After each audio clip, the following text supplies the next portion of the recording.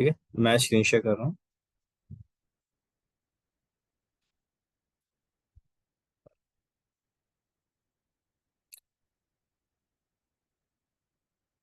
ममता माता जी नहीं आए ना अभी तक।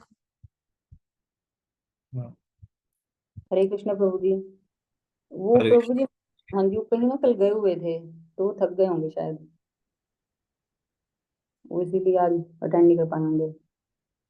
नहीं ममता नहीं। वंदना को कर दो। भी नहीं आए प्रभु जी आज। कौन? वंदना माता जी भी नहीं आए, नहीं तो होते हैं हर हर संडे को क्लास में। ठीक है, तो अध्याय 2 श्लोक संख्या 15। हाँ करिए। ठीक है, तो सबसे पहले हम मंगलाचरण करेंगे। तो आप सब भक्तों को मंगलाचरण आता है? किसी को आता है मंगलाचरण? हाँ जी या प्रभु जी, पढ़ मुझे दो आप। हरे कृष्ण प्रभु जी। जी हरे कृष्णा। आता है प्रभु जी। आपको आता है? हाँ जी। पढ़ो, आप करो। ओम अज्ञानतिमिरान्धस्य ज्ञानजनशलाकया चक्षुमिलितं येन तस्मै श्रीगुरुवे नमः। श्रीचैतन्यमनोभीष्टं स्थापितं येन भूतले स्वयं रूपकदामहं ददाति स्वपदान्तिकं। वन्देऽहं श्रीगुरो श्रीयुक्तकमलं श्रीगुरन् वैष्णवाचार्य श्रीरूपं साग्रजातं सगुण सहगण रघुनाथानि वन्तं तं सञ्जीवं साधवेतं सावधूतं परिजनसहितं कृष्ण चैतन्य एवं श्री राधा कृष्ण पादान सहगण ललिता श्री विशाखानि वान्तिश्च हे कृष्ण करुणा सिंधो दीन बंधो जगतपते गोपेश गोपी कांत राधा कांत नमस्तुते तप्त कांचन गौरांगी श्री राधे वृंदावनेश्वरी वृषभानुसुत देवी प्रणमामि हरि प्रिय वाञ्छाकल्पतरुभ्यश्च कृपा सिन्धुभ्य एव च पतितानां पावनेभ्यो वैष्णवेभ्यो नमो नमः। जय श्री कृष्ण चैतन्य प्रभु नित्यानंद श्री द्वैत गदाधर शिवासादि गौर भक्तवृंद की जय। हरे कृष्ण कृष्ण कृष्ण हरे हरे हरे राम राम राम हरे हरे। नमो विष्णुपादाय कृष्ण पृष्ठ भूतले श्रीमते भक्ति वेदांत स्वामी निति नामिने नमस्ते सारस्वती देवे गौरवाणी प्रचारिणे निर्विशेष शून्यवादी पाश्चात्य देशतारिणे। नमो विष्णुपादाय कृष्ण पृष्ठ भूतले श्रीमते गोपाल कृष्ण गोस्वामी निति नामिने प्रभुपादस्य साहित्यं यः प्रकाश्य विद्यते च प्रचारं कृतवान् साधु भगवत्पादाय ते नमः। मुखं करोति वाचालं कृपातम्। हरे कृष्ण। तो से भक्तों का हार्दिक स्वागत। तो आज हम पढ़ रहे हैं अध्याय 2 श्लोक संख्या 15। ये नहीं आते रे।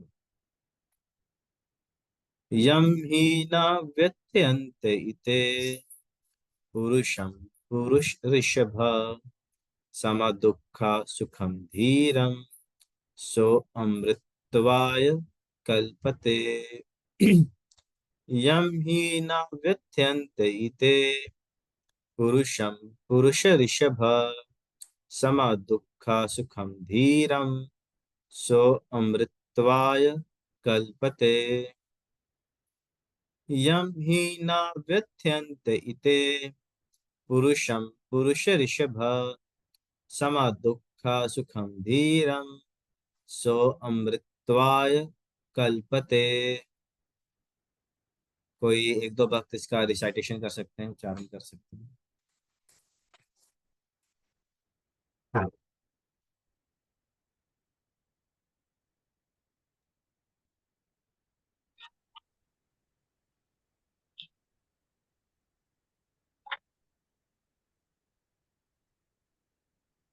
यम हि न व्यथयन्ते ते पुरुषं पुरुषशर्भ समधु दुःख सुखम धीरं सोऽमृतत्वाय कल्पते। यम हि न व्यथयन्ते ते पुरुषं पुरुषर्भ समधु दुःख सुखम धीरं सोऽमृतत्वाय कल्पते। Thank you. अनुवाद एवं तात्पर्य कृष्ण कृपा मूर्ति अभय चरण अरविंद शिल प्रभुपाद जी के द्वारा। शिल प्रभुपाद की जय। ओके, ज्यादा बड़ा नहीं है, पढ़िए। कौन पढ़े? हे पुरुष श्रेष्ठ अर्जुन, जो पुरुष सुख और दुख में विचलित नहीं होता है और इन दोनों में समभाव रहता है, वह निश्चित रूप से मुक्ति के योग्य है। तात्पर्य, जो व्यक्ति आत्म साक्षात्कार की उच्च अवस्था को प्राप्त करने के लिए दृढ़ प्रतिज्ञ है और सुख दुख के प्रहारों को समभाव से सह सकता है, वह निश्चय ही मुक्ति के योग्य है। वर्णाश्रम धर्म में चौथी अवस्था अर्थात संन्यास आश्रम कष्ट साध्य अवस्था है, किंतु जो अपने जीवन को सचमुच पूर्ण बनाना चाहता है, वह समस्त कठिनाइयों के होते हुए भी संन्यास आश्रम अवश्य ग्रहण करता है। ये कठिनाइयां पारिवारिक संबंध विच्छेद करने तथा पत्नी और संतान से संबंध तोड़ने के कारण उत्पन्न होती है, किंतु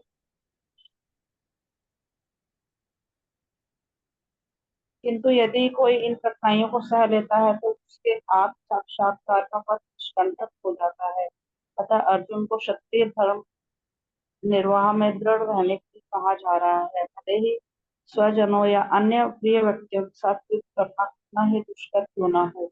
भगवान चैतन्य ने 24 वर्ष की अवस्था में ही संन्यास ग्रहण कर लिया था, यद्यपि उन पर आश्रित तरुण पत्नी तथा वृद्धा माँ को देखभाल करने वाला अन्य कोई न था, तो भी उच्च आदर्शों के लिए उन्होंने संन्यास ग्रहण किया और अपने कर्तव्य पालन में स्थिर स्थिर बने रहे। भगवत भाव बंधन से मुक्ति पाने का यह एकमात्र उपाय है। हरे कृष्ण।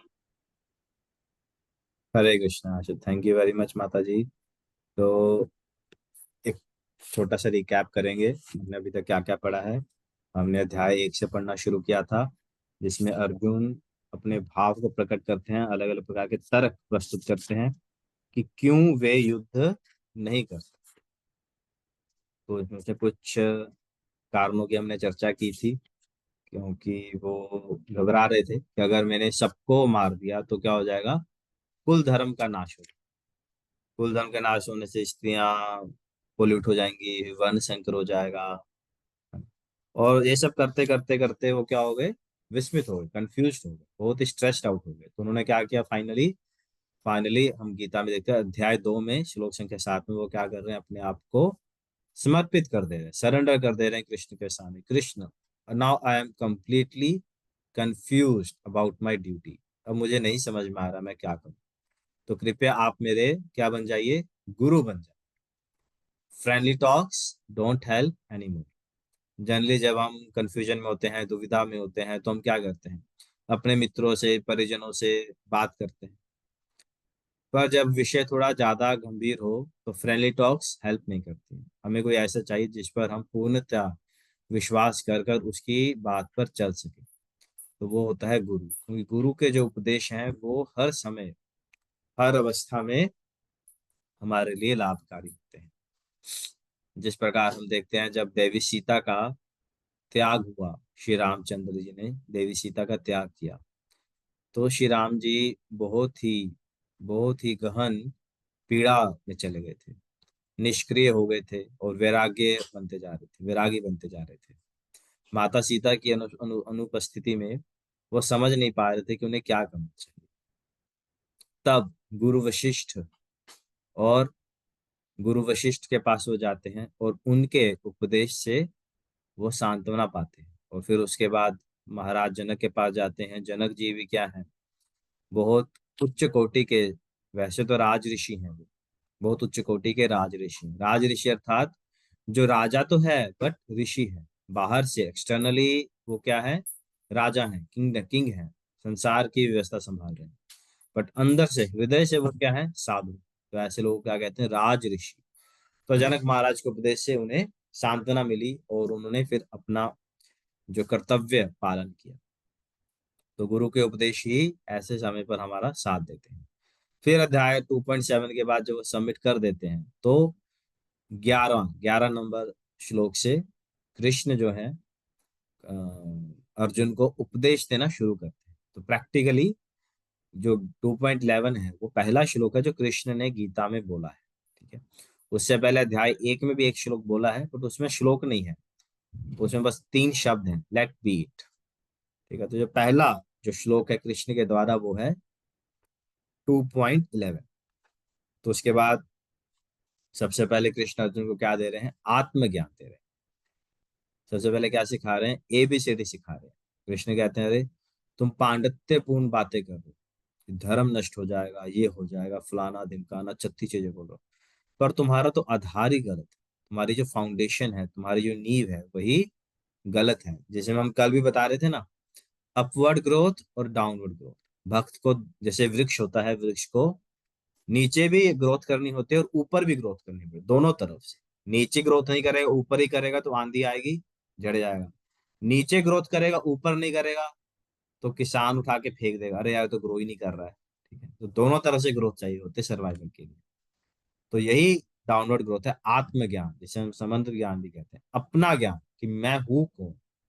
और आत्मज्ञान सिर्फ इतना कहना कि अरे हम आत्मा है, हमें पता है ना। वैसे तो आप इंडिया में कहीं भी जाएं, हर बच्चे को भी पता है हम आत्मा है ना, या हमारे अंदर आत्मा है। पर वो कंप्लीट ज्ञान नहीं है। देखिए, जहाँ कृष्ण ने गीता में 11 नंबर श्लोक से लेकर 40 नंबर श्लोक तक 30 श्लोकों में आत्मज्ञान की व्याख्या की है, तो बहुत टाइम स्पेंड किया है। तो इस ज्ञान का बहुत ही ध्यान से बार बार इसका मनन चिंतन पठन करते रहना चाहिए, ताकि हम अपने डाउनवर्ड जो जड़ है वो हमारी मजबूत हो जाए। और ये सिर्फ भक्ति की जड़ नहीं है, ये हमारी हमारे जीवन की जड़। ऐसा नहीं कि भक्ति अलग है, संसारिक जीवन अलग है, पर्सनल लाइफ अलग है, प्रोफेशनल लाइफ अलग है, ऐसा नहीं है। लाइफ तो एक ही है। हमारे लाइफ का आधार आत्मज्ञान होना चाहिए, चाहे हम अपने संबंध में हो, चाहे हम बिजनेस में हो, चाहे हम जॉब में हो, या किसी भी कार्य में। हमारे जीवन का आधार होना चाहिए हमारा आत्मज्ञान। ये हमेशा हमें स्मरण रहना चाहिए। तो उसे आत्मज्ञान को आगे बढ़ाते हुए आज 15 नंबर श्लोक पर हम चर्चा कर रहे हैं, जिसमें क्या कह रहे हैं कि जो व्यक्ति है वो मुक्त कैसे हो सकता है। इससे पीछे श्लोक हमने सहनशीलता के ऊपर चर्चा किया था लास्ट संडे में।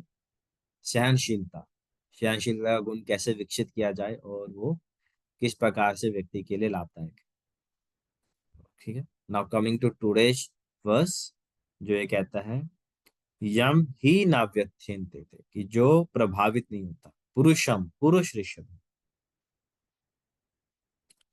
पुरुषम किसको बोला गया है, जो पुरुषों में सर्वश्रेष्ठ है, वो कौन है, अर्जुन। अर्जुन को डिनोट किया गया। ठीक है, पुरुष श्रेष्ठ। अर्जुन को भगवान ने गीता में ना कई अनेकों नामों से संबोधित किया है। इसका भी आप नोट बना सकते हैं, कृष्ण ने क्या क्या शब्दों से अर्जुन को संबोधित किया, और अर्जुन ने कृष्ण को क्या कहकर, क्या क्या कहकर संबोधित किया। एक्चुअली वैदिक धर्म बहुत ही कमाल का है ना। जिस प्रकार का सिचुएशन है ना, उस सिचुएशन के अकॉर्डिंग नाम को यूज किया जाता है। जैसे माता सीता, कितने नाम है, सीता, वैदेही, जानकी, वन देवी, है ना, और भी अन्य कई नाम है। तो जिस सिचुएशन में जो नाम अप्रोप्रिएट है ना, उस नाम का संबोधन किया जाता है। जब राजसूय यज्ञ हुआ और युधिष्ठिर महाराज को धन की आवश्यकता थी, तो उस समय अर्जुन गए बहुत सारे राजाओं के पास, उन्हें पराजित किया और धन लेकर आए। तब उनका एक नाम पड़ गया धनंजय। ठीक है, तो जब कभी कभी धनंजय नाम से संबोधित किया जाए, तो ऐसा नहीं कि हर समय धनंजय नाम से संबोधित किया, पर्टिकुलर जब कॉन्टेक्स्ट वैसा होगा ना, तब वैसा संबोधन किया जाएगा। इस तरह कृष्ण कभी उन्हें भारत कहते हैं, कभी पुरुषश्रेष्ठ कह रहे हैं, कभी गुड़ाकेश कह रहे हैं, कभी पार्थ कह रहे हैं। तो बड़े ही मतलब वैदिक काल में, वैदिक एज में जो शब्द होते थे ना, जो शब्दों का यूज होता था, दैट इज वेरी मतलब डीप होता था। ठीक है, जैसे हम कभी गुस्से में होते कह देते हैं ना, अरे गधे के बच्चे, है ना, या वैसे ही कुछ बोल देते हैं उल्टा सीधा, अरे खोत्या। पंजाबी तो खोता बड़ा ही बोले, खोता कहीं का, गधे कहीं। तो अपन तो उसमें लैंग्वेज में ले जाते हैं, बट वैदिक काल में, और देखो वैदिक एज में संस्कृत में अगर किसी को गाली भी देनी हो ना, तो इतनी मधुर लगती है। जैसे मान लो अगर कोई आपको गधा कह दे, कुत्ता कह दे, तो बुरा लगेगा। पर वही आपको बोले हे वैशाख नंदन, तो बुरा लगेगा। वैशाख नंदन, किसी को पता है वैशाख नंदन क्या हो, कौन होता है, किसको बोलते हैं वैशाख नंदन।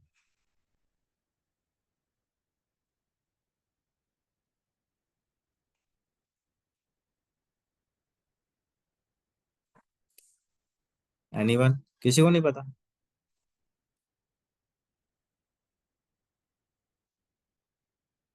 विशाख नंदन बोलते हैं गधे को। गधे का संस्कृत शब्द है विशाख नंदन। तो अगर किसी को बोला हो, है ना? फुटबॉल, फुटबॉल को बोलते हैं पादुके, है ना? जो पैरों से खेली जाती है। तो संस्कृत में शब्दों का उच्चारण बड़ा अप्रोप्रिएट होता है। तो यहाँ कह रहे हैं कि जो सुख और दुख दोनों में विचलित नहीं होता, वो क्या है? वह निश्चित रूप से मुक्ति के योग्य है। तो मुक्ति के लिए सबसे प्रथम क्या कंडीशन है? कि सुख और दुख में विचलित ना हो। जनरली क्या होता है? सुख होता है तो हम बहुत ही प्रसन्न हो जाते हैं, दुख होता है तो दुखी हो जाते हैं, उदास हो जाते हैं। तो यहाँ पर क्या कहा गया है? समभाव रखने के लिए। ना दुख में खुशी हो, ना सुख में बहुत ज्यादा उत्तेजित हो जाओ। अच्छा।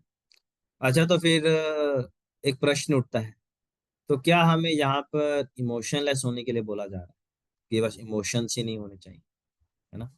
मतलब ना वो दुखी हो रहा है, ना वो सुखी हो रहा है, ना चेहरे पे हंसी है, ना दुख है, तो फिर क्या है? इमोशन ना रहे, है ना? जनरली तो कुछ जैसे कुछ सफलता मिलती है ना?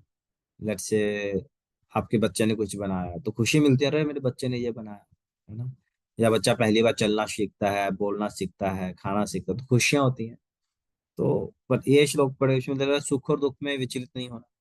तो क्या बोला जा रहा है कि बस वो हो जाओ, संभाव हो जाओ, इमोशंस खत्म कर दो? क्या लगता है आपको? आपके थॉट्स जानना चाहेंगे।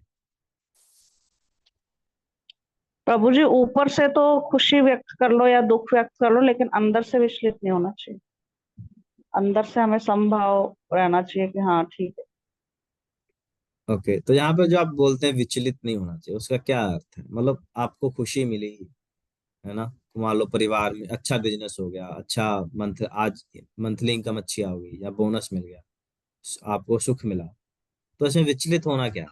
मान लो आपके बच्चा अच्छा एग्जाम में अच्छे नंबर ले आया, अच्छा कॉलेज मिल गया उसको, तो खुशी तो मिलेगी। इसमें विचलित होना क्या है? दुख में विचलित विचलित प्रभु होना जी, तो और समझ हम में आ जाता है, सुख में नहीं, विचलित होना। विचलित होना तो प्रभु जी जैसे हम और 10 घरों में जाके मिठाइयां बांटे कि अरे मेरा बेटा पास हो गया या वो हो गया, तो वो हो गया, और एक ही हो गया, उसको ठीक है स्टप कर दिया चुपचाप, ठीक है बेटा, वो नॉर्मल हो। ओके, तो जैसे मान लो नए नए पति पत्नी है, उन्हें पहला बच्चा हुआ और लड़का हो गया, है ना? जनरली लड़का होता है तो बहुत बड़ा फंक्शन होता है, मिठाइयाँ बांटी जाती हैं, है ना? खाना पिलाना होता है। तो वो सब गलत है क्या? खुशी होती है तो व्यक्ति जाहिर करता है ना, थोड़ा अब सा शेयर करता है। प्रभु जी वैसे तो कृष्ण जी हुए थे तो भी उन्होंने नंद बाबा जी ने खूब उत्सव मनाया था, ऐसे तो फिर मनाना ही चाहिए। तो नंद से भी मनाया गया था, देखो। हरे ओके, कृष्ण प्रभु जी। और बाकी है, जैसे माता जी। संभाव का मतलब होता है, मतलब विचलित ना होने का मतलब, हाँ जी, आप खुशी मना सकते हैं, पुत्र होने की हम खुशी मनाते हैं, कोई भी बात हो जाती है उसका दुख मनाते हैं। संभाव का मतलब ये है कि हमें उस समय में भी अपनी भक्ति नहीं छोड़नी है, हमें अपनी भक्ति को मतलब स्थिर रखना है। अगर दुख है तब भी हम, मतलब हाँ हम दुखी हैं, बट हमें अपनी जो भक्ति, हम अपनी साधना कर रहे हैं उसे नहीं छोड़ना है। हरि नाम हमें लेना है और अपनी पूजा अर्चना करनी है। दैट इज कॉल्ड संभाव। एक ही अवस्था में रहना, मतलब अगर दुख आता है तब भी दुख में भी हमें मतलब अपनी भक्ति नहीं छोड़नी है। मतलब आश्रित तो हम ठाकुर पे हैं ही हैं कि हाँ वो कर देंगे। जैसे यहाँ पे मुझे एग्जाम्पल याद आ रही है, विलास था वो श्रीनिवास जी की। श्रीनिवास जी के पुत्र का एक बार आपने बताई थी वो, मे बी श्रीनिवास जी के पुत्र का देहांत हो गया था। तो वो उस समय भी चाह रहे थे कि उनके घर में कीर्तन चलता रहे। फिर जब महाप्रभु आते हैं तो वो देखते हैं कि वो इतने हरि नाम में मतलब आस्था रखे हुए हैं, तो फिर महाप्रभु आके उनके पुत्र को भी ठीक कर देते हैं। वो विचलित नहीं होते उस समय में भी, संभाव रहते हैं, एक समान में रहते हैं। मतलब हमें अपनी भक्ति नहीं छोड़नी चाहिए। Okay, nice explanation. और कोई भक्त? हरे कृष्णा प्रभु जी। जी, हरे कृष्णा जी। विचलित का मतलब है जी, ना तो ज्यादा खुशी मनाना और ना ही ज्यादा गम करना। ठीक है, मतलब बहुत ज्यादा खुशी नहीं मनानी, बहुत ज्यादा दुख नहीं दुखी मनाना, नहीं मतलब छोटा फंक्शन कर लो। जो भी जैसे भी करो, बस विचलित का मतलब ये है। अच्छा ठीक है, ये भी जैसे आपने बताया भी, प्रमोशन हो गई, आप खुशी मनाई जा रहे हो, पर उस ओके। खुशी में आप भगवान को भूल जाते हो, या दुख में आप भगवान को भूल जाते हो, वो कहते हैं ये विचलित नहीं होना चाहिए। ठीक है, ओके, ये भी अच्छी एक्सप्लेनेशन है कि सुख और दुख में भगवान के पद से विचलित ना होना। ओके। और अन्य कोई भक्त? राधा जी, आप सुनेंगे थोड़ा।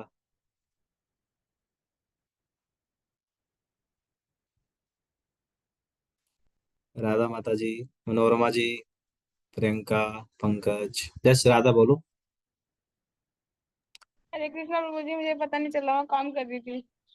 क्या काम कर रहे थे?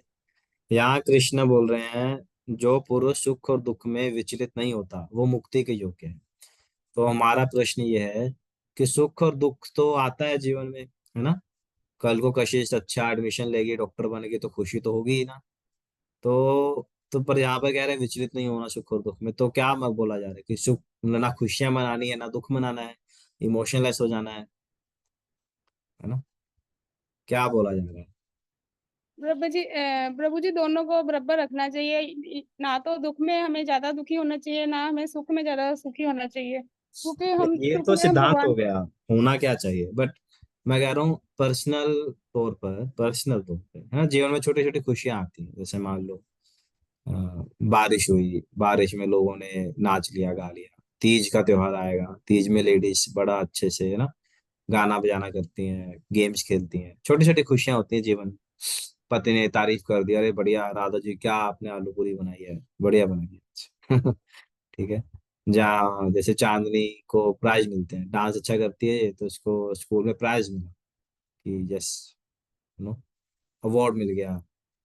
तो जीवन में छोटी छोटी खुशियां होती हैं, बड़ी भी आ जाती हैं, है ना, बड़ी भी खुशियां आती हैं, छोटी खुशियां भी आती हैं, इसलिए इसी तरह बड़े दुख भी आते हैं, छोटे दुख भी आते हैं।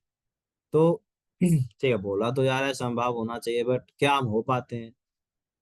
तो मतलब हमें खुशियां नहीं मनानी चाहिए, है ना? बस बस चुपचाप कमरे में बैठकर भक्ति करते रहो, हरि नाम का जाप करते रहो। ठीक है। आपका बच्चा के बोलो मम्मी मैं देखो मेरे क्लास में मैं फर्स्ट आया हूँ, ठीक है, थैंक यू, अच्छा पढ़ाई किया, ऐसा शाबाश दे के भेज दो, फिर अपना हरि नाम करते रहो। समझ में आया क्वेश्चन? जी प्रभु जी। पर्सनल तौर पर हरे पूछा आपने। कृष्णा। मैं बताऊं प्रभु जी? ये बताइए। दंडवत प्रणाम प्रभु जी। ओके। प्रभु जी, विचलित का अर्थ अकॉर्डिंग टू मी, ज्यादा एक्साइटेड ना हो, ज्यादा परेशान ना हो। अगर सुख आ गया तो ज्यादा एक्साइटेड नहीं होना चाहिए, कि ये समझना चाहिए लाइफ के दो पार्ट में से एक है। अगर हम ज्यादा सुख सुख करते रहते हैं, तो जब दुख आता है तो हम उसको झेलने की हिम्मत नहीं कर पाते। ओके, तो सबके आंसर घूम फिर के एक ही पॉइंट पे है।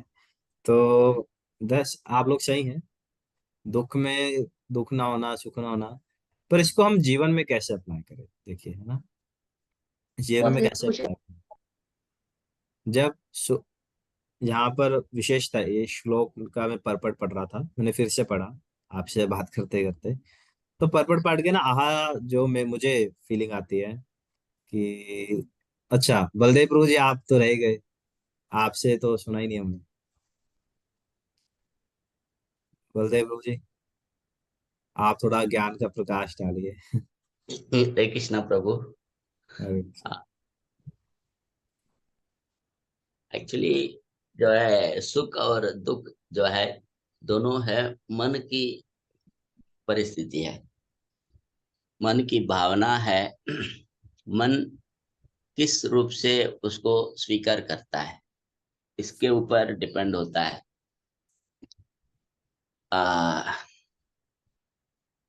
मन जो है स्थित प्रज्ञा, भगवत गीता में ही भगवान एक जगह पर कहते हैं स्थित प्रज्ञा।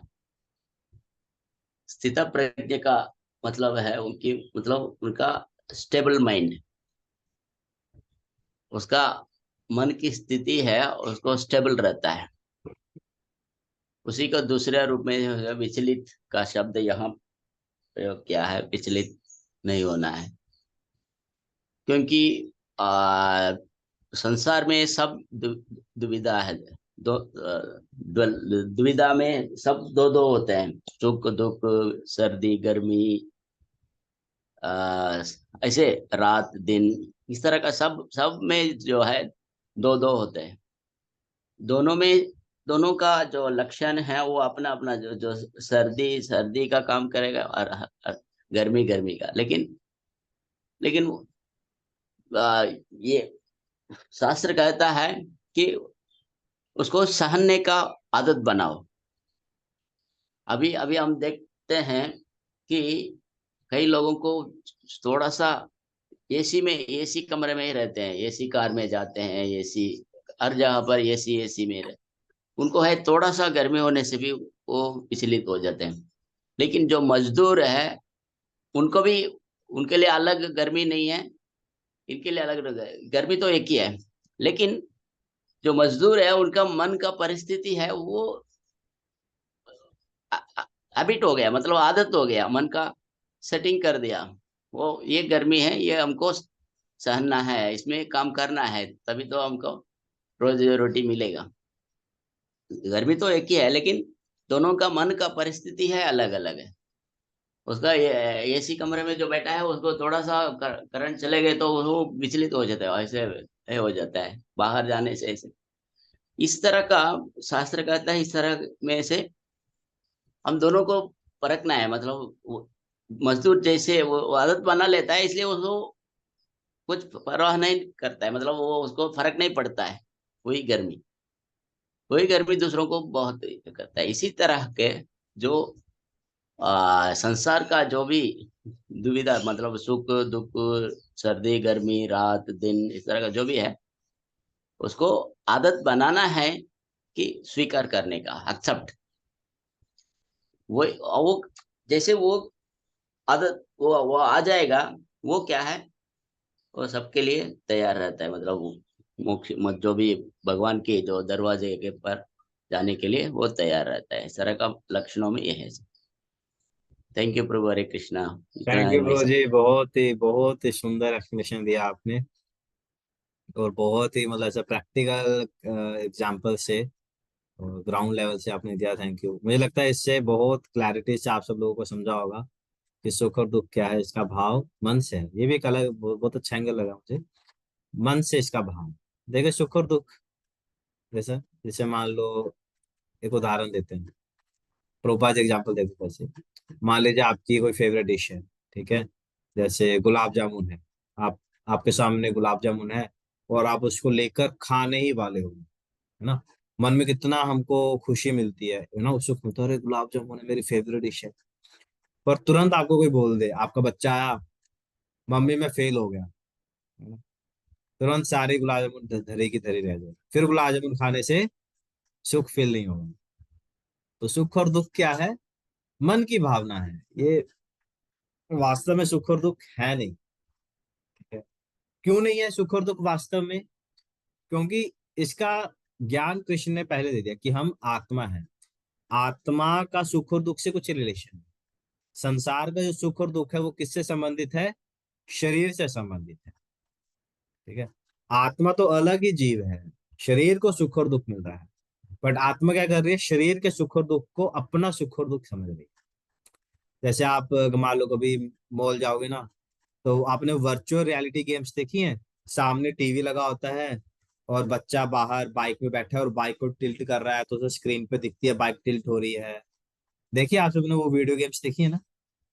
हाँ जी प्रभु जी, देखिए। है ना। तो उसमें क्या है, बच्चा बाहर बैठा है ना, उसको स्क्रीन पे दिखता है मेरा एक्सीडेंट हो गया, तो वो सोच, मेरा एक्सीडेंट हो गया, है ना। और वास्तव में कुछ नहीं है, वो तो बाहर बैठा है, और उसका मन उस रियलिटी के अंदर चला गया, तो उसको लगता है उस स्क्रीन के अंदर जो हो रहा है वो मेरे साथ हो रहा है। उसी प्रकार हम हैं, हम इस भौतिक दुनिया के वीडियो गेम के अंदर चले, हम है संसार उस वृंदावन धाम में। आत्मा, आत्मा को अब आगे आएगा, नेक्स्ट संडे जो हम पढ़ेंगे 2.20।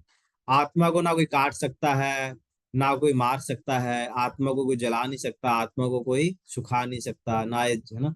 कृष्ण भी बताते हैं, अरे तुम किससे डर रहे हो, तुम अमर हो, तुम्हारा अस्तित्व कोई नहीं छीन सकता। ठीक है। हमारे इसमें क्या होता है, मान लीजिए आप ऑफिस में काम कर रहे हो और आप कुछ दिन तक नहीं आए या फिर अच्छा काम नहीं किए, तो क्या होगा, आपकी पोजीशन किसी और को दे दी जाएगी, राइट। तो हमको इनसिक्योरिटी होती है, अरे मेरी पोजीशन का क्या होगा, मुझे अच्छा काम करना है ना, बॉस को प्रसन्न करना है, तो उसके लिए ये करना पड़ेगा, वो करना पड़ेगा, अरे प्रभु जी संडे को आ नहीं सकते, ये होता है वो होता है, 10 प्रकार की चीजें। बट अध्यात्म जगत में क्या है, कृष्ण के गमन में क्या है कि जो स्थान जिस भक्त का है वो उसका ही रहेगा, वो कभी किसी और को नहीं मिलेगा। ठीक है। तो our position is always always always secure. हर भक्त वृंदावन में कृष्ण के निज धाम में एक यूनिक है। ठीक है। तो जो पोजीशन ममता की है उसको कोई फिल नहीं कर सकता ममता के अलावा। ठीक है। एंड सेम विथ एवरीवन, तो कृष्ण हमेशा वेट करेंगे कब ममता वापस आएगी, इस पोजीशन को फिर से भरेगी। ठीक है। तो ये सिक्योरिटी कृष्ण आत्मज्ञान से मिलती है। इसलिए वहां कहते हैं आत्मज्ञान पर स्थिर रहो। ठीक है। और सुख और दुख को अपना मत समझो। ठीक है।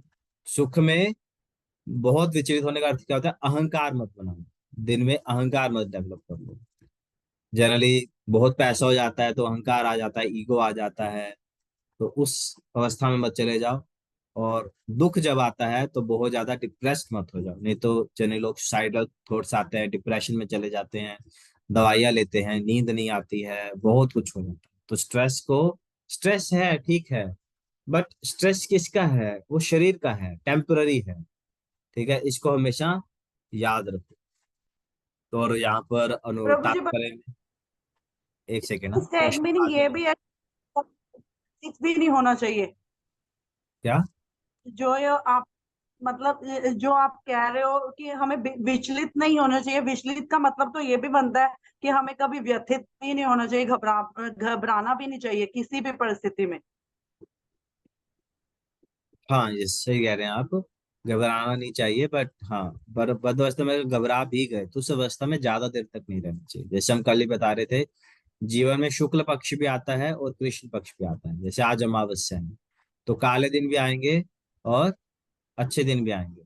एक बड़ी सुंदर लाइन है कि बुरे वक्त की एक अच्छी बात है, बुरे वक्त की एक अच्छी बात है कि वो चला जाता है, और अच्छे वक्त वक्त की एक बुरी बात है, अच्छे वक्त की बुरी बात है कि वो भी चला जाता है। तो अच्छा वक्त भी जाएगा, बुरा वक्त भी जाएगा, तो ये तो साइकिल है दिन रात की तरह। ठीक है? तो ना घबराना चाहिए, घबराहट होता है, देखो ऐसा नहीं है कि घबराएंगे नहीं, क्योंकि हम सब, देखो इमोशंस तो है, इमोशन लेस होने को नहीं बोला गया, बट अंदर से हमारा कर्तव्य हमसे नहीं छूटना चाहिए। जैसे संन्यास आश्रम के बारे में जहाँ लिखा गया, तो जैसे चैतन्य महाप्रभु ने 24 वर्ष की अवस्था में ही संन्यास ले लिया था। सुंदर पत्नी थी, आज्ञाकारी पत्नी थी, स्वयं लक्ष्मी जी थी, है ना, माता थी उनकी, स्वयं यशोदा माता थी। तो घर में बड़े अच्छे थे, बट प्रचार के लिए, कृष्ण भक्ति के लिए उन्होंने क्या लिया, संन्यास लिया। संन्यास में बड़ा कष्ट है आश्रम, संन्यास is not a very good आश्रम इन टर्म्स ऑफ कंफर्ट। ठीक है। कपड़े नहीं है, कोई साथी नहीं है, कोई धन नहीं है, कोई डिपेंडेंट नहीं है, और बस घूमते रहो, प्रचार करते रहो, सेवा करते रहो, तो बहुत ही कष्टदायक। बट जिसने अपना लक्ष्य साध लिया है कि भाई हमको तो बस भगवान की ओर ही जाना, तो इन सारे कष्टों को सहन करते हुए वो क्या करते रहेंगे, अपने कर्तव्य में, अपने संन्यास धर्म के कर्तव्य में दृढ़ रहेंगे। ठीक है। उसी प्रकार हमारा कर्तव्य क्या है, हमारा कर्तव्य है कि हम ग्रस्त हैं, और क्या है, जनरली सब लोग वैश्य में ही है क्योंकि हम सब धन कमा रहे हैं। कोई शूद्र है, कोई लेबर है तो शूद्र है, अदरवाइज वैश्य है, धन कमा रहे हैं।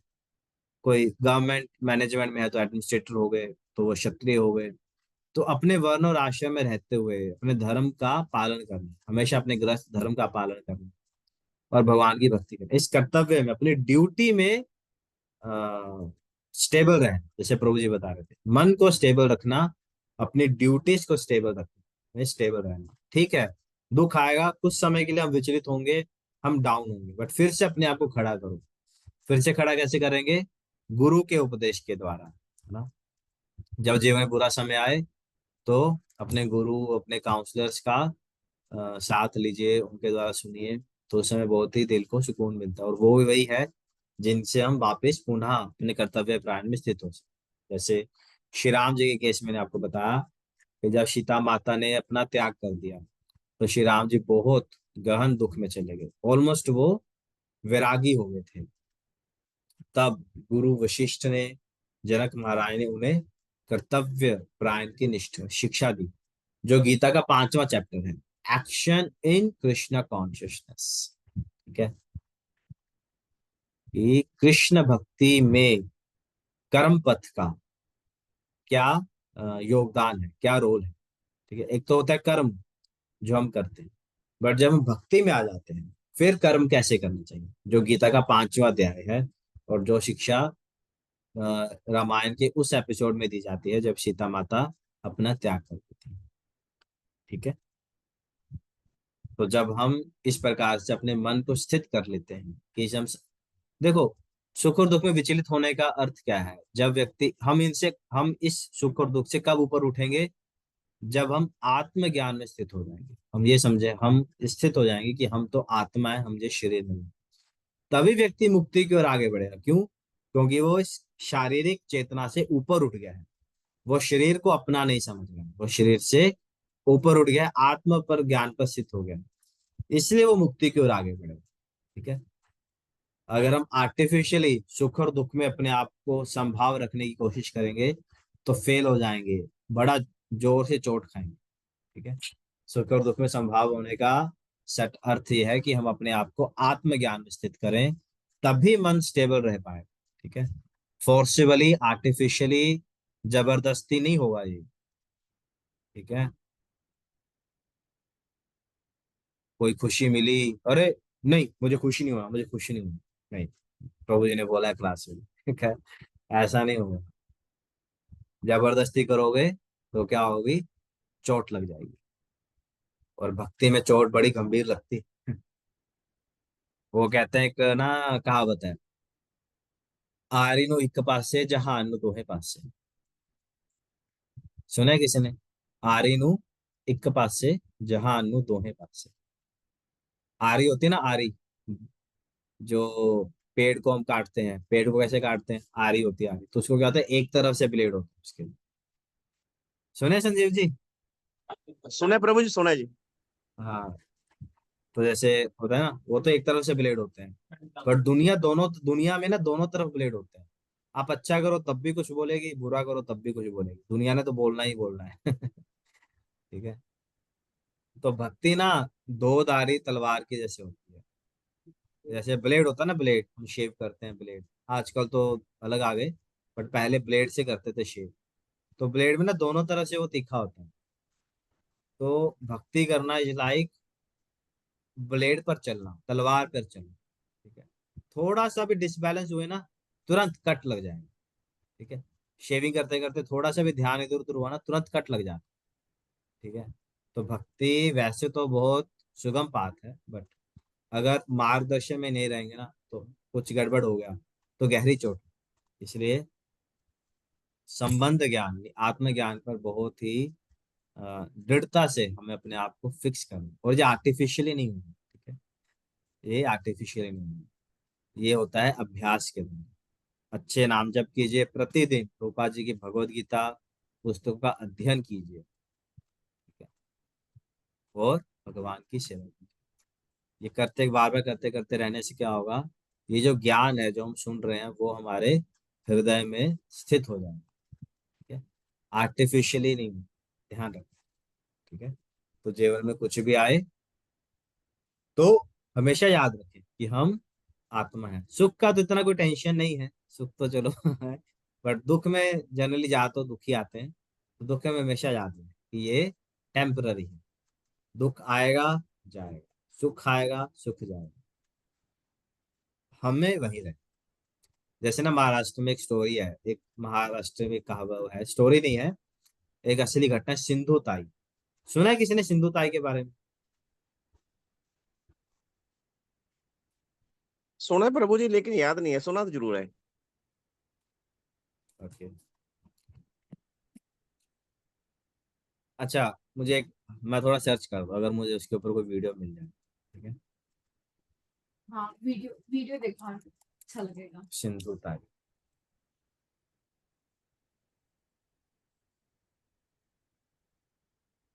आप बातें करो तो सुनी पाएगी। सिंधु ताई बहुत ही महान व्यक्तित्व की महिला हुई है। बताया यस, प्रभु जी।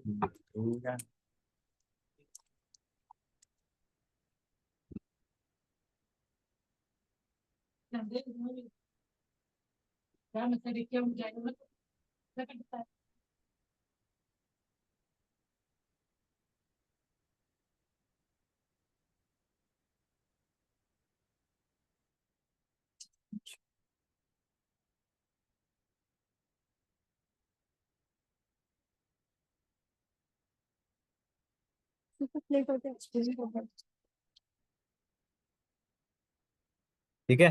तो मैं एक वीडियो प्ले कर रहा हूँ सिंधु ताई का, बट हालांकि ये इंग्लिश में है, तो कोशिश कीजिएगा, बट बाद में मैं एक्सप्लेन करूंगा इसको। ओके, तो ये हमारे बहुत ही वरिष्ठ सन्यासी हैं, हिज होलीनेस राधानाथ स्वामी महाराज, गुरु भी हैं, प्रभुपाद जी के शिष्य हैं, तो वो इसको बता रहे हैं। ओके, सुनेगा ध्यान से।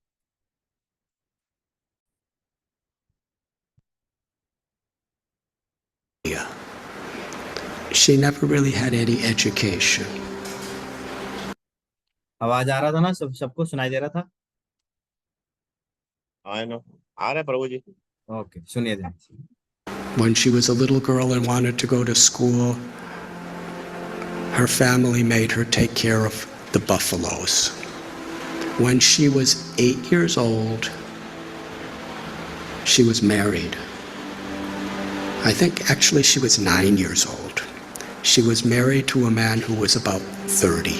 By the time she was 19, she had 3 sons and she was pregnant. A mafia type of person.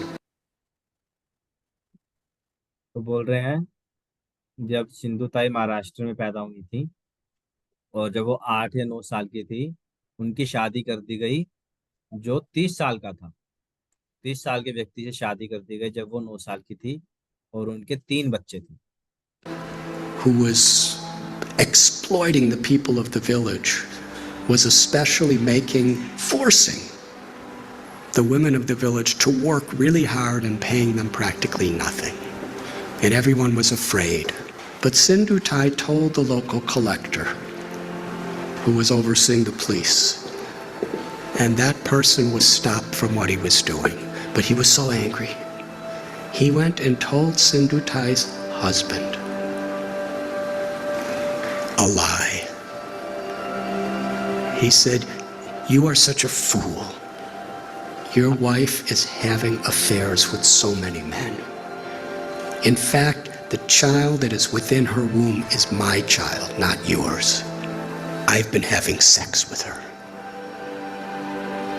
If you don't kill the child and kill her, I will kill you."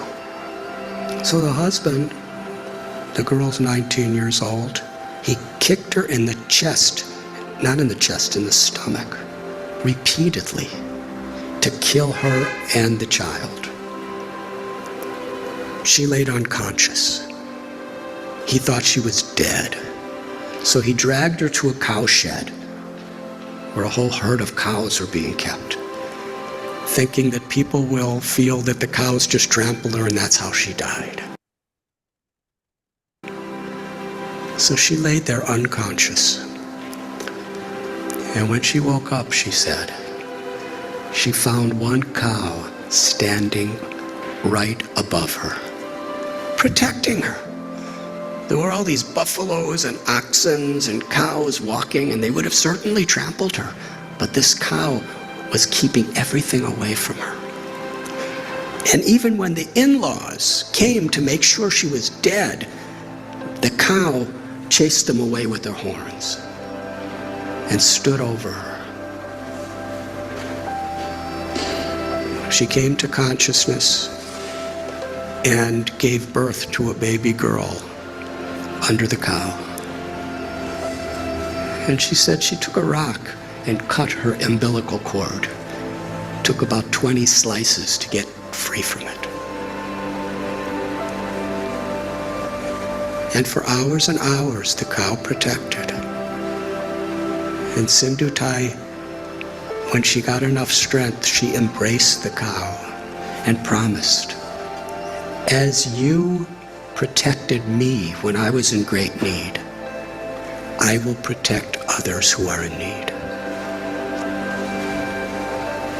It's a long story, but no one would have her back. Her own family rejected her, her biological family, because according to their tradition, once you're married, you could never come back home. A foolish tradition, as many are these days. In order to not be exploited, she was sleeping in a crematorium with her little baby child. And she would collect wheat that people would put around the dead bodies, and she'd mix it with water and cook it on the fires of the dead corpses. It became such a depressing life for her. She decided, I don't want my child to live like this. So she was going to commit suicide. She went to a railway track with her child in her arms and laid waiting for the train to crush them. But as she was laying there, she heard someone crying in anguish.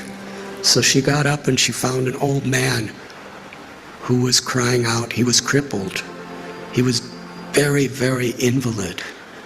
He was crying for some food and water. So she went and begged and got him food and water.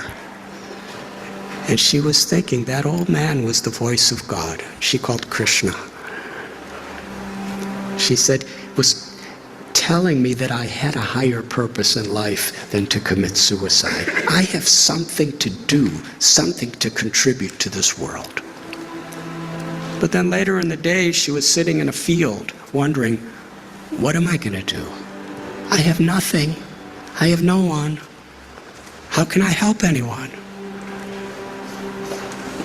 She was under a tree, and she saw that there was a branch of the tree that a woodsman with an axe had violently cut. The branch was just hanging by a single string. But that branch was giving her and her child shade. So she was thinking, this is the answer. However much I have been beaten down, still I could do something for others. So she started going and finding homeless, abandoned, orphan children. And she became their mother, taking care of them.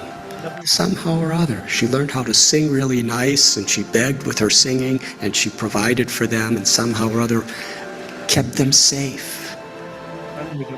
After some time, people saw what a difference she was making to so many people that they built an orphanage for her. Over the years, she said, she's had about 1,500 children, over 1,000 grandchildren, and she's made a tremendous difference in her life. All of her children have a great education. Many are doctors and lawyers and farmers, something she never had. She's won so many awards internationally for her accomplishments. But then she explained what the most meaningful and fulfilling thing she ever did in life. Years and years later, after the president of India gave her awards and governors of states and international awards, this really old man came to her orphanage. He was starving. He was sick. He was homeless. He was asking for shelter. After a few minutes, she recognized this was her ex-husband, the person who tried to murder her maliciously. She said to him, "When you left me to die, I was homeless in rags. Now you're homeless in rags, and I have a nice place with so many people." She said the most meaningful thing in her life is she forgave him. And she said, "I will give you shelter, but I'm not your wife. I'm your mother." And when people would visit the orphanage, she would introduce him. "This is my eldest son, and sometimes he's very naughty." She told a story. It moved me. So at one place, I shared this story, and somehow it was on YouTube. And in her orphanage, someone showed it to her. So she wanted to meet me. So in Pune, I met her. And she was with a couple other people. And we spoke for about an hour together. It was a wonderful conversation. And afterward, there was one lady who was sitting next to her, who was just beaming with smiles the whole time, but didn't say much of anything. And when I was just about to leave, Sindhutai said, "I want to introduce you to this girl. She's the one who was born under the cow. She's now a medical doctor, and she's taking charge of one of our orphanages." And then she said to me, "I consider all of the tragedies in my life to have been gifts to empower me to make a difference to others." She considered it all the grace of God. She said, "My life has been a road with many thorns, but I made friends with those thorns, and my life became beautiful, and I could give beauty to so many other people's lives." That's one little example of influence without affluence. The power of compassion is far greater than anything that money can do. But when money and knowledge and strength and skills are built on the foundation of that compassion, then not only is our own life enriched beyond our comprehension, but we can make such a difference. We can have such an influence in the world. Each and every one of us, whoever we are, because everyone is so inherently special. And nothing and no one can take that away from us, as long as we are aware. To be an instrument of compassion, an instrument of grace, is the true influence beyond affluence. Thank you very much.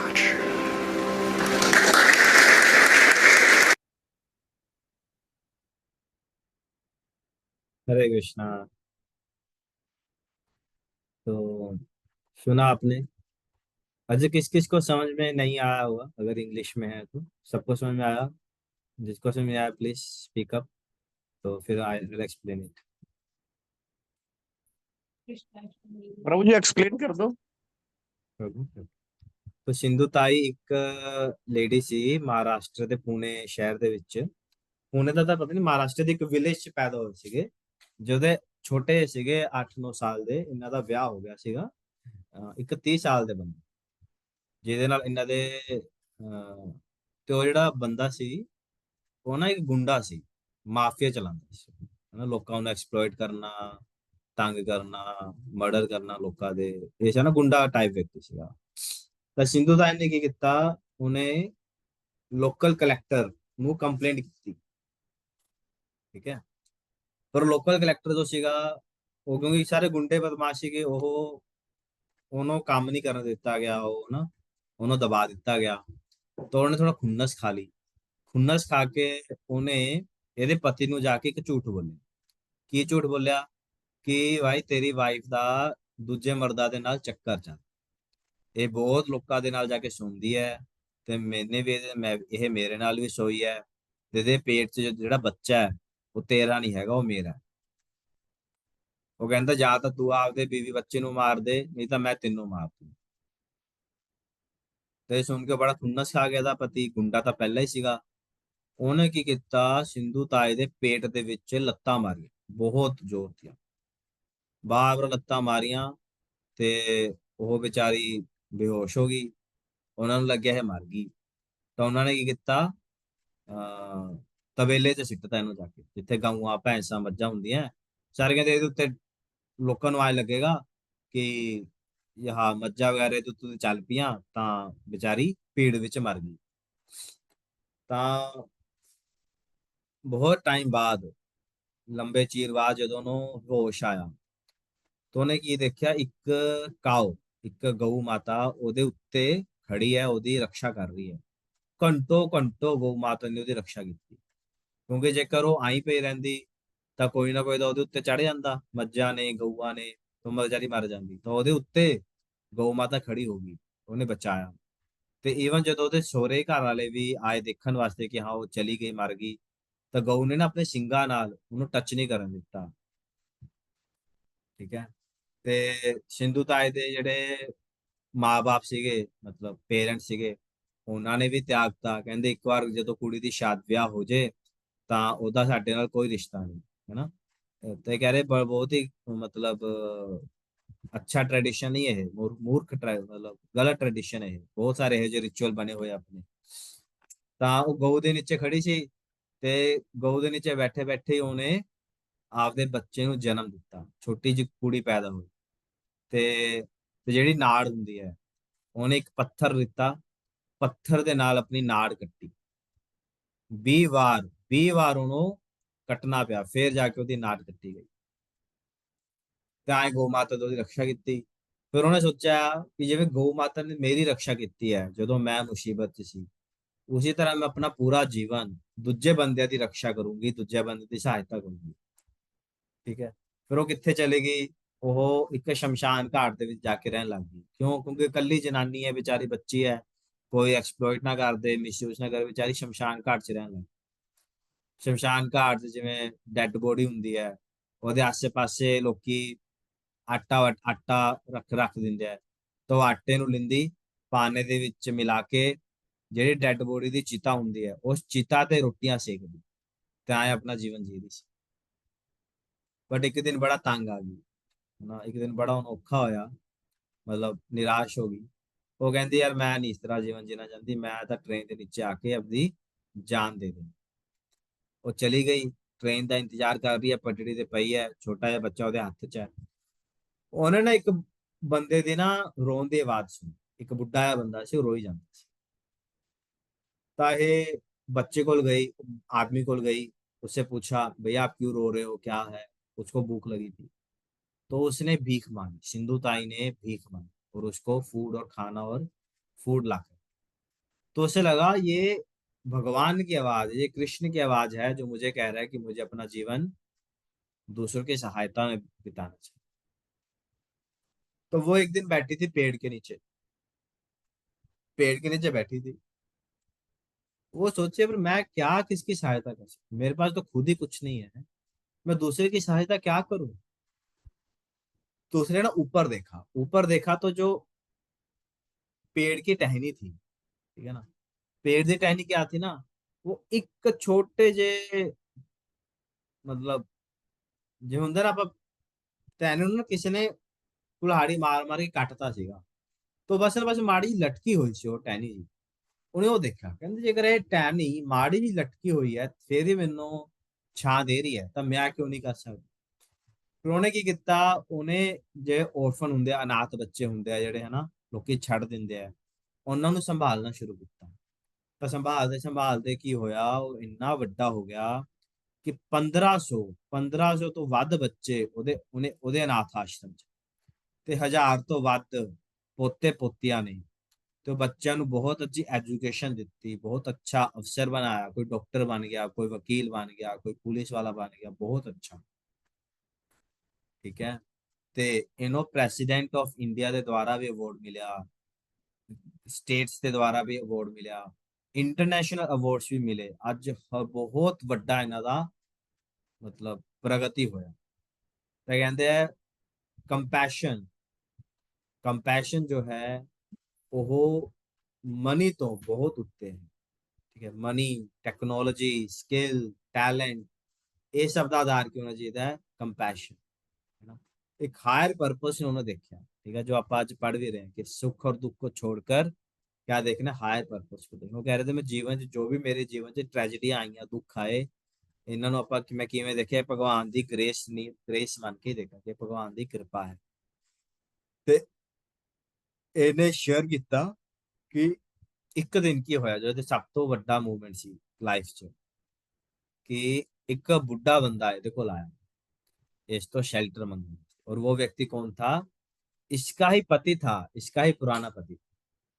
और इसने उसको क्या कर दिया? माफ कर दिया, क्षमा कर दिया। इसने खुंदस नहीं खाई उसके ऊपर, इसने उसको क्षमा कर दी। उसने बोला जब तुमने मुझे छोड़ा मैं क्या थी? होमलेस थी और मेरे पास कपड़े भी नहीं थे, और आज मेरे पास सब कुछ है।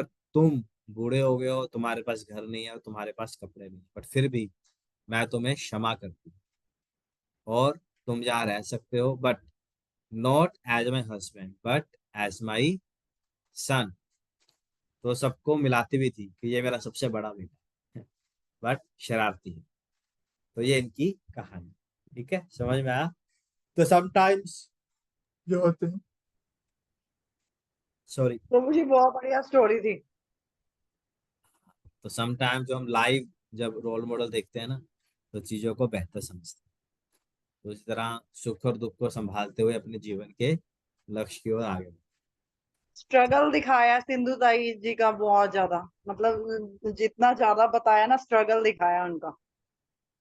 हाँ, ठीक है। So thank you very much. Hare Krishna. कोई प्रश्न है आज के टॉपिक से?